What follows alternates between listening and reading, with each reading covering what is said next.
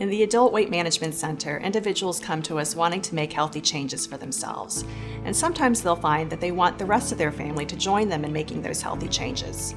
And children are often part of the family. One of the key things that we learned in medical school is that children are not little adults. They're still developing emotionally and physically, and the recommendations that we give to adults may not necessarily pertain to children.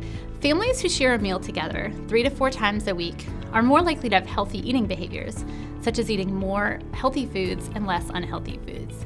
Children and adolescents who eat a family meal at least 3 times a week are also more likely to have lower rates of overweight and obesity, lower rates of depression and eating disorders, lower risk of substance abuse and teen pregnancy, better academic performance, and better self-esteem.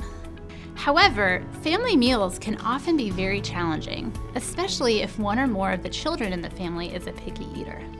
Picky eating is very common. About half of parents report that their child is a picky eater at some point during childhood.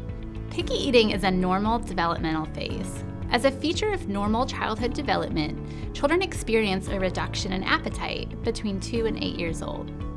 This coincides with a normal and expected decreased rate in growth during this time period as well, when children often look thinner. Knowing that changes in appetite are a typical part of development for children, it's likely you'll see a picky eater in your own home. And we want to think about what's the long-term goal for our child who might be a picky eater at some point. We want to help children learn to develop a positive relationship with food. We do that by helping them have enjoyable meal times and enjoying food at mealtime.